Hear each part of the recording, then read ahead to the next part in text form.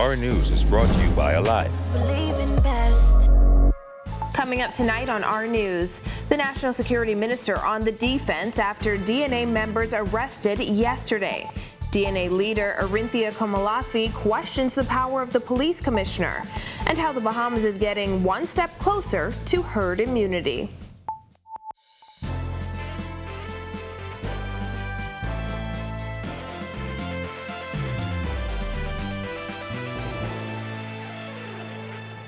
Welcome to Our News and thanks for joining us. I'm Christina Dragovich. Topping news tonight, Attorney General Carl Bethel and National Security Minister Marvin Dames on the defense today following the arrests of DNA leader Arinthia Komalafi and 8 DNA members.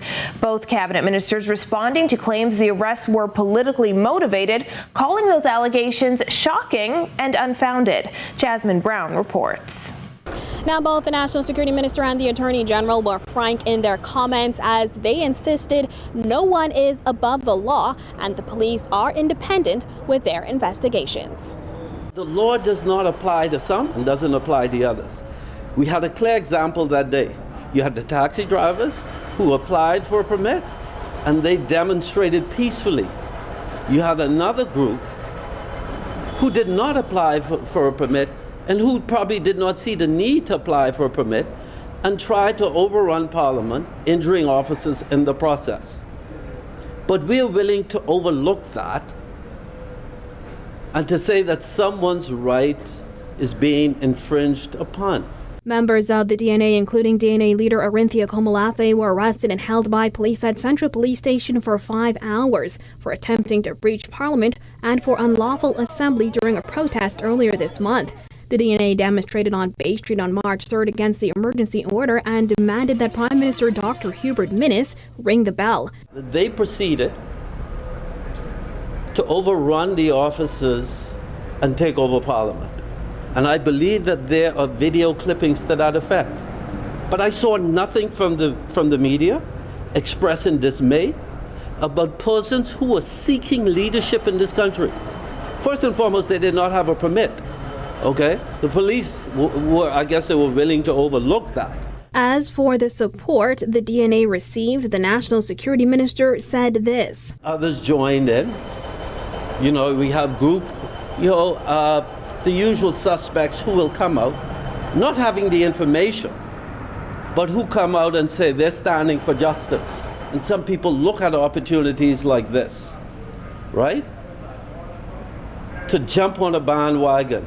Questions have been raised about the delayed arrest and whether politics was at play. Bethel dismissed that suggestion, adding that no one is above the law. I was as surprised as anybody else in the Bahamas by the events as they occurred yesterday. It is so disturbing to me, the suggestion that is implicit in a lot of the criticism, that there is a class of Bahamians, namely the political class, who are immune to the rule of law. We are a constitutional democracy. That means that everybody is subject to the rule of law, and the appropriate agency to investigate any alleged breach of the law is the police. Dames says he is satisfied with Police Commissioner Paul Roll's explanation as to why they waited weeks to pursue the matter. He said, the minister, my officers did not take action that day because I did not want it to appear as if, you know, I was doing something wrong or I wanted a confrontation on the day of Parliament.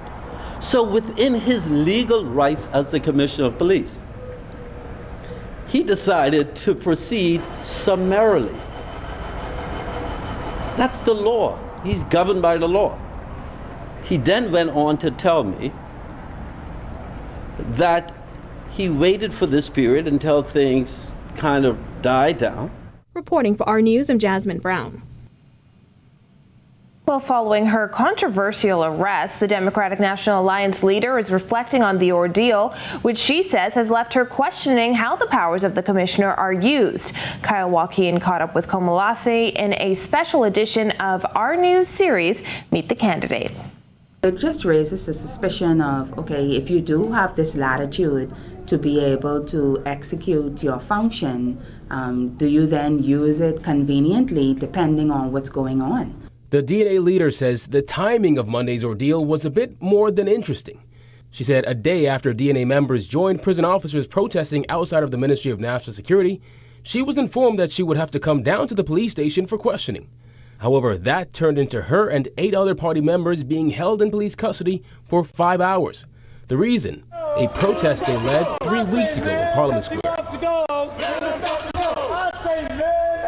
To be concerning for all of us as Bahamians if one can use this discretion in that manner and you not know when something is going to be applied. I didn't even know it was an issue. Right. You know, so the first we heard of it was Thursday of last week, so I didn't even know it was an issue. Right. And so your life can be pending and you don't even know it's pending. Police Commissioner Paul Roll said he was the one who instructed that Komolafe and others be brought in for questioning.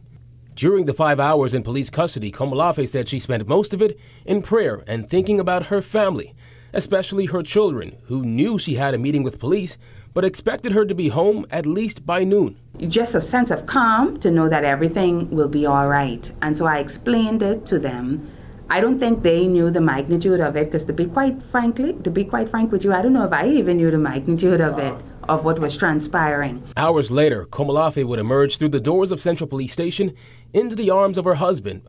Although disappointed, Komolafe said she was moved by the support of men and women, particularly those across the political divide who came out to support her. And as she moves into what is shaping up to be an interesting political season, Komolafe says she's developed such a level of maturity that whatever comes her way, she just deals with it. If I was brought in to be questioned for whatever matter because I'm standing on whatever convictions I'm standing on, I can handle that for myself.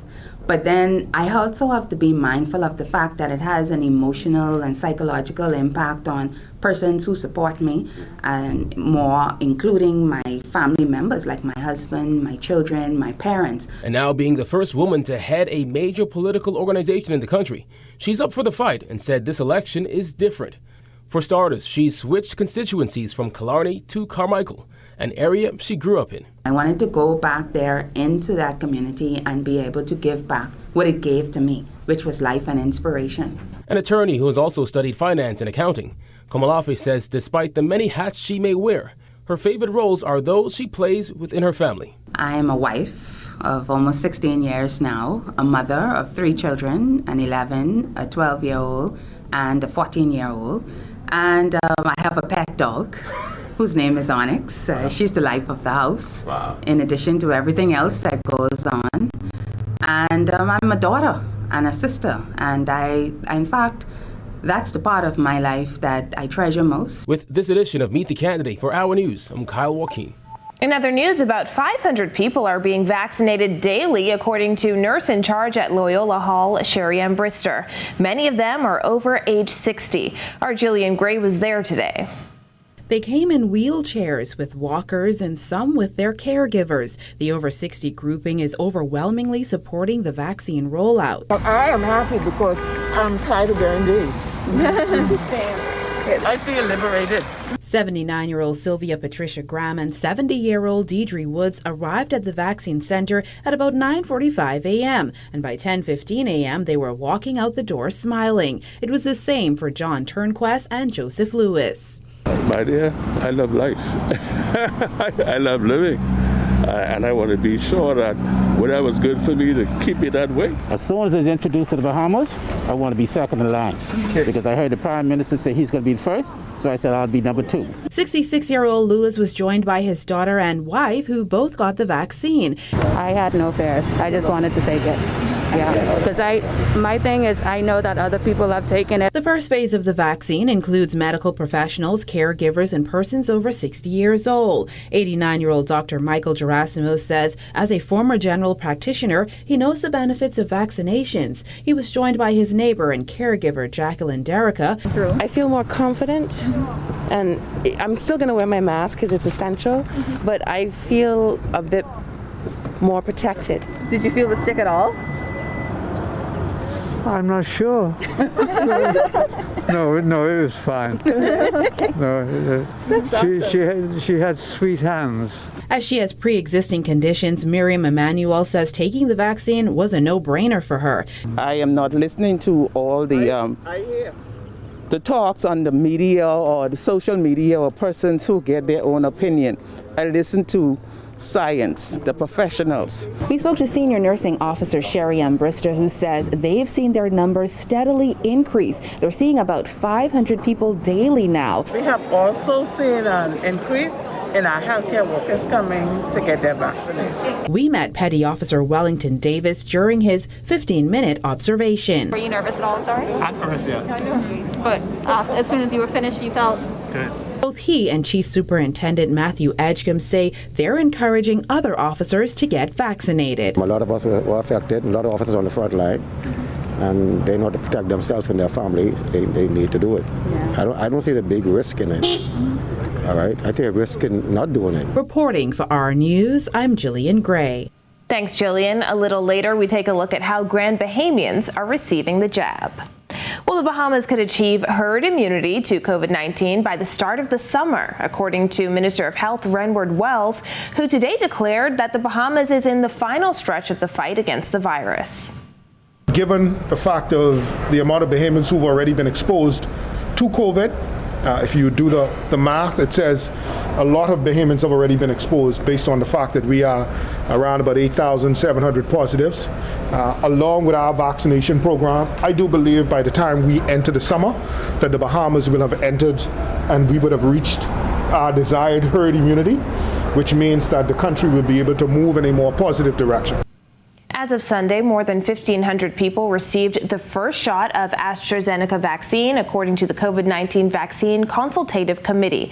The health minister suggesting that vaccinated residents will have fewer restrictions.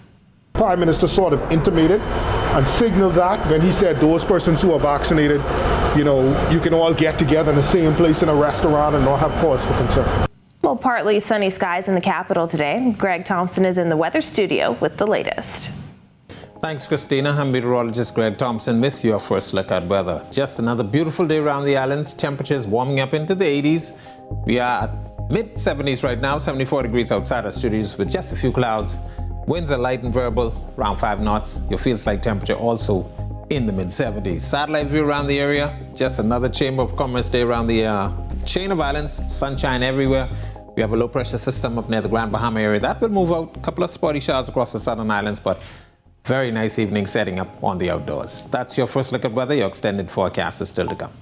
Ahead on our news, when the tourism minister expects the industry to rebound, plus how a young mother is fighting kidney failure and the aftermath of COVID-19. That's coming up when our news returns. Welcome to our news and thanks for joining us. Topping news tonight. COVID-19 remains a serious threat. Coronavirus COVID-19 has disrupted our economy, tourism industry, educational system, and put our healthcare facilities and professionals on high alert. Are you prepared? Do you have all the facts? Stay tuned to this network for the very latest news and information on this global pandemic.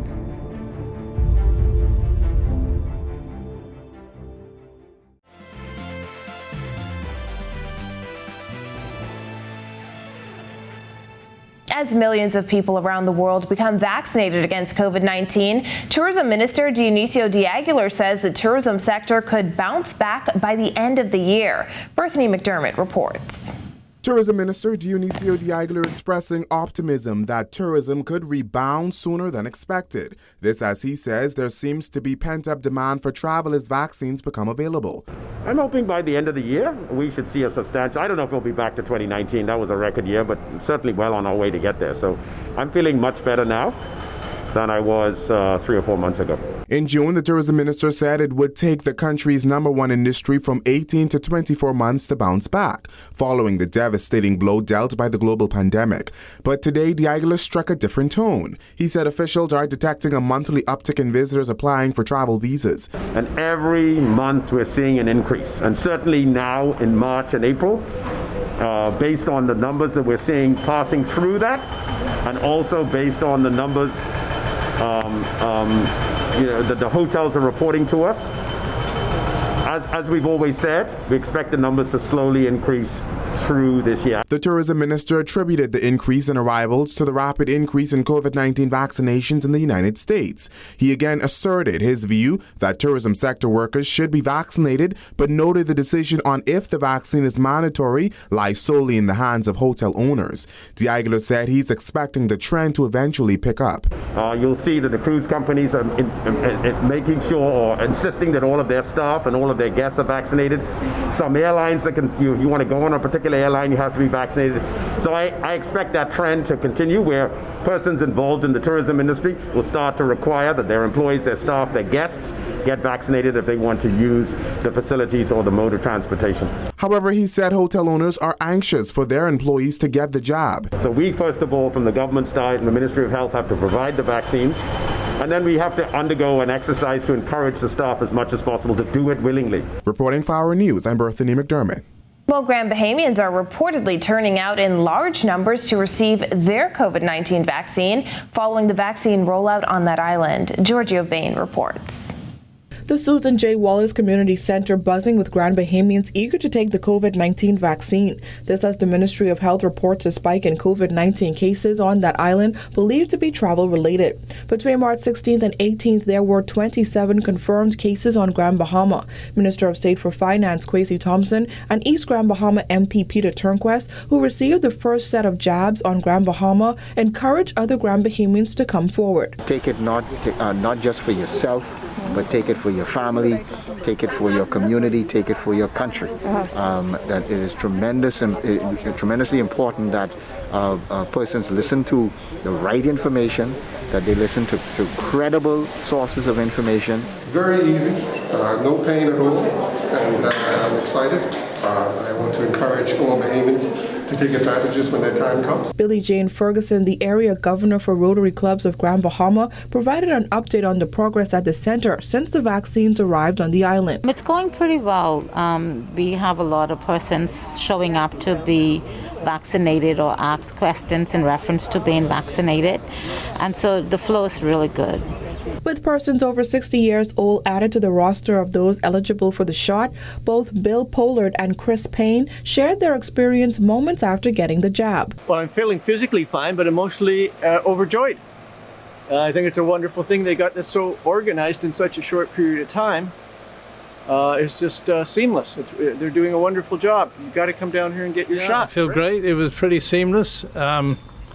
It seems very well organized here after a little initial confusion, but everyone seems very friendly and anxious to get the process done, and it's great. I would recommend it.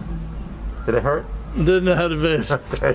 And you've got another appointment for Yep, 31st of May. You've got a card that you leave with. Reporting for Our News, I'm Giorgio Bain. Still to come inside a young mother's health battle, and sports ministers past and present come together. Stay with us.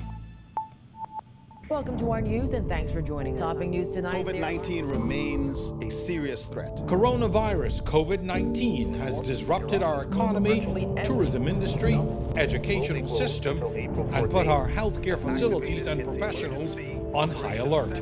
Are you prepared? Do you have all the facts? Stay tuned to this network for the very latest news and information on this global pandemic.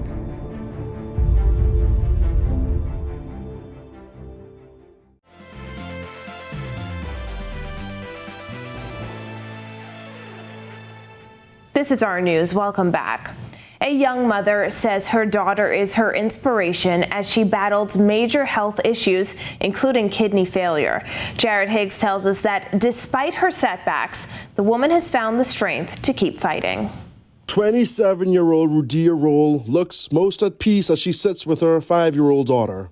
Me and my mommy color and watch TV and we pray together. Those prayers have been really important. 2020 was a difficult year for the young banker as she battled major health issues. 6 weeks with COVID-19 and just holding on as best I could. It all started 3 years ago when she was diagnosed with the rare disease that causes kidney failure. Since then, her life has been a roller coaster of hospital visits, dialysis and prayer. The worst of it came last year when Roll had multiple surgeries to replace and remove catheters. After one surgery in September, she woke up with COVID-19 and struggled to shake the disease during a month-and-a-half-long hospital stay. Like so many others, she says the toughest part was the lack of family support due to restrictions on visitors. You don't have the support of your family and you don't realize how much that support means until you don't have it. You know, sometimes when you're in a hospital, so many people come and you don't get to rest and everybody wants to talk. But when you don't have it is when you realize that's what you need. Roll was released from hospital at the end of October and was confined to a wheelchair for another month. She says she suffered from bouts of depression as the state took a mental and physical toll on her. But her 5-year-old daughter showed real bravery. She was sort of a mother to me, and I never wanted her to feel like she had to take on a responsibility, but it was fun for her. You know, I get to have my mommy walk, put on her shoes, these different things, but it really was a lot. The pain was excruciating. Roll is soon due to be eligible for a new kidney, but post-op expenses will add up to tens of thousands of dollars. To offset that, she's embroidering T-shirts and masks with the slogan Team Dia. Little Rima Ari Williams tells us what her and her mom pray about. That God can you heal us and protect us from coronavirus and the devil.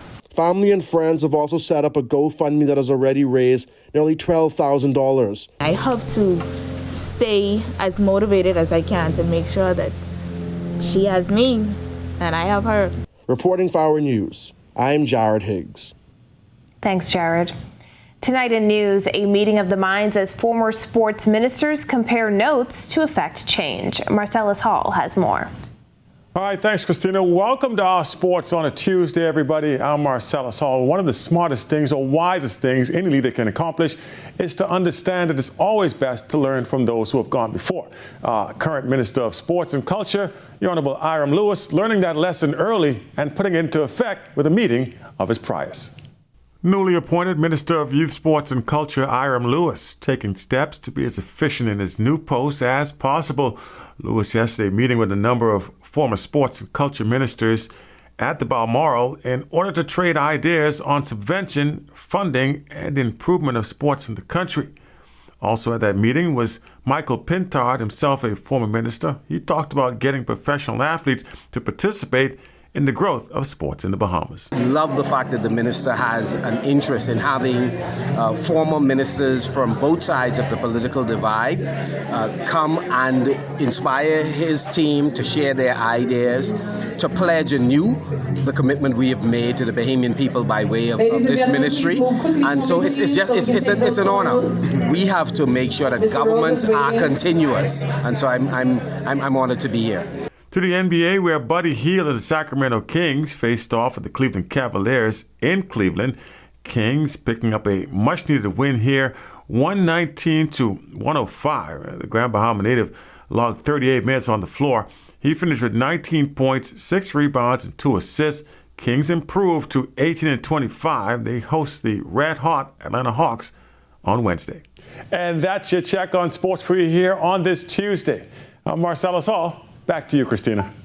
Thanks, Marcellus. How the pandemic sparked new business ideas on Eleuthera. That's coming up when our news returns. Welcome to our news and thanks for joining us. Topping news tonight. COVID-19 remains a serious threat. Coronavirus COVID-19 has disrupted our economy, tourism industry, educational system, and put our healthcare facilities and professionals on high alert. Are you prepared? Do you have all the facts? Stay tuned to this network for the very latest news and information on this global pandemic.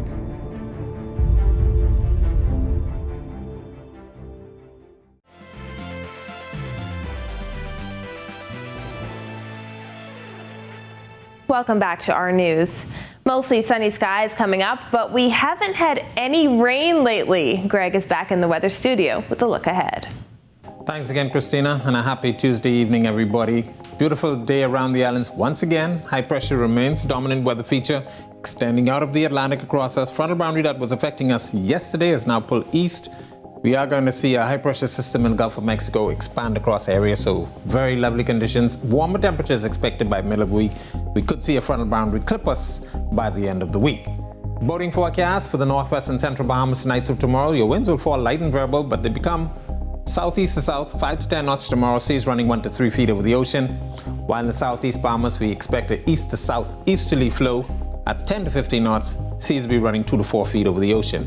Low tide will be at 10:26 tonight. Here's a look now at your national forecast.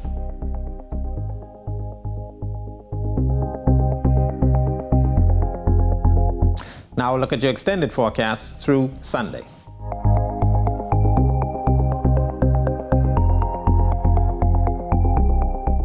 That's a look at our weather. Make it a great Tuesday night, everybody. Christina? Thanks, Greg. Well, when the country shut down last year with tight COVID-19 restrictions, some Eleuthera residents turned a tough time into new business ideas. Kyle Joaquin has more. Nearly finished my 1,000 push pop holders. I do ice cream push pops. When the country went under lockdown last year, sweet ideas began swirling through the mind of 21-year-old Spanish Wells resident Elena Sweeting. Soon enough, Elena was making popsicles, and on came the cool idea of Lena's Lair ice cream, now a household name on the island. I do chocolate, mocha, coffee, rum raisin. And it's more than just Eleuthera. Lena's sweet treats are making their way to other islands. Well, I sell them from my house. I also sell stuff at Papa Scoops. I've shipped to Abaco and Nassau. Back on mainland Eleuthera, Pedro Bethel lost his job when visitors stopped coming to the island. Even his side gig of being a DJ couldn't help.